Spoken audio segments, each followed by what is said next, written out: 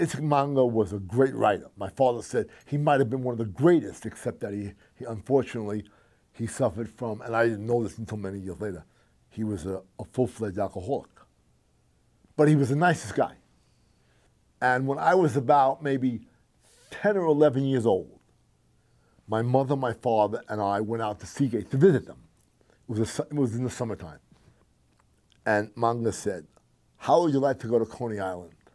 Now, you ask a kid of 10 years old to go to Coney Island. I said, sure, let's go. And then you could walk. Seagate was like, this little town right near Coney Island. So we walked maybe a half a mile. We were walking on the boardwalk, and he said, Normichka, Yingala, come on with me. So I said, okay.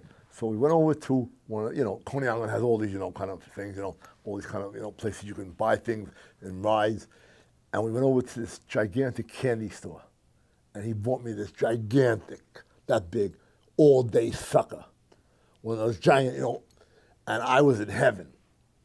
And from then on, Manger was my man. I mean, unfortunately, I didn't see him that often, and then he passed away because he died of